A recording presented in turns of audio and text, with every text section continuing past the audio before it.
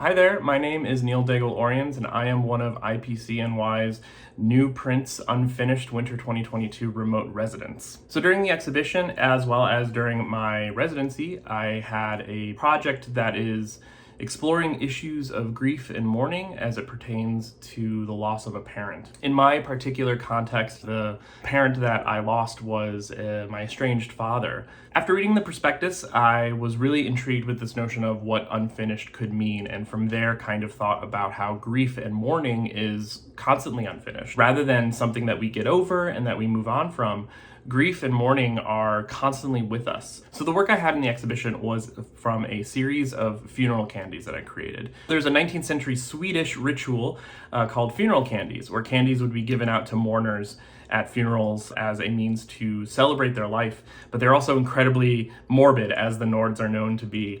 This project spurred what has become a really interesting turn in my work. I started realizing that what I was doing was creating this kind of funeral for my father that was never held. We didn't have any kind of ceremony. His ashes still remain in a box somewhere. So as a result, I've just been kind of creating this relationship with him that I never had, which led me to creating possible tombstones for him. The possible tombstones for my dead father are a series of holograph prints that I created, meaning to evoke the practice of rubbing charcoal on a grave or on some other kind of monument as a memento, as a means to keep it. So holograph really kind of came in handy when doing that, and I printed it all by hand using a Baron in my basement. The project kind of revolves around this ever-evolving library of lino blocks and woodblock imagery of objects and things that remind me of my father.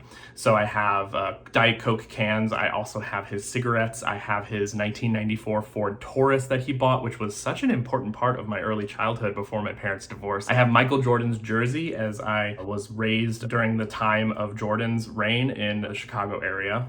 And so in creating these tombstones, I incorporated that imagery onto the plates themselves, which are simple, I think it's even book board.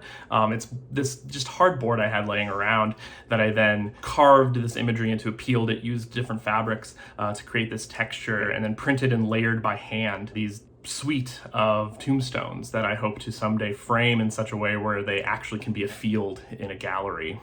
The project changed a lot during the residency, mostly in that I didn't receive some materials that I had ordered for months. I ended up focusing almost exclusively on these tombstones as opposed to some of the plans I had going into it. Focusing on the tombstones allowed me to really just kind of take 2 or 3 days of just being in my basement, printing by hand all of these different layers on top of each other, and just playing around with what visual language, what colors, what textures were overlapping with what. I always feel it's important for me to have some kind of visceral connection between the concept of the work and the materiality and the process.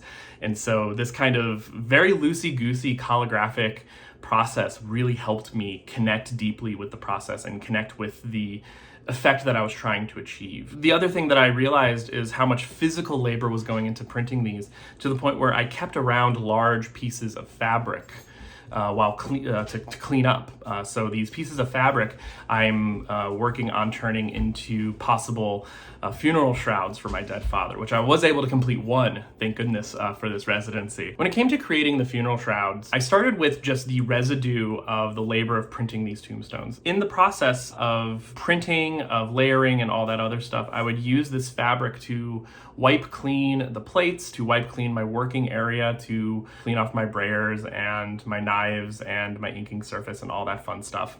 And I was interested in this notion of capturing the amount of labor I'm putting into this. Something I recognized early in the process was the fact that I'm putting much more labor into this project than I ever did our relationship. And so I wanted to capture that labor. I wanted to capture the residue of it. So I started off with the residue, hung up the fabric on my wall, and just kind of try to figure out which orientation spoke to me more. And from that, I was able to actually see a skull and a spinal cord kind of emerge. And so what I did was I stenciled out some areas and used the woodblocks themselves to print those silhouetted shapes. And it creates this just ghastly image that when you look close, you see like, oh, there's a Diet Coke can in there. There's like a car. There's a cigarette case. What is happening here? And my color choice has always been bright and saturated for as long as I can remember. Probably because I'm really interested in creating a tension between the colors and the process and the kind of visual stimuli of my work, and then the content being sad, being morose, being melancholy. Maybe it's because at the end of the day, I'm kind of a prankster. I kind of joke a lot. I'm kind of self-deprecating. And so maybe that comes out in my work as a result, where I'm constantly making what might be construed as visual jokes. The residency at IPCNY was radically validating in ways that I was not anticipating. The actual financial resources were incredibly helpful in being able to purchase new brayers and being able to purchase new materials and papers and inks that I'd never worked with before, and to be able to have the confidence to explore this, because here's this organization that has validated me on such a level. While I wish I could do more, I know that I'm going to continue to work with the materials, to work with the processes and the ideas from this residency.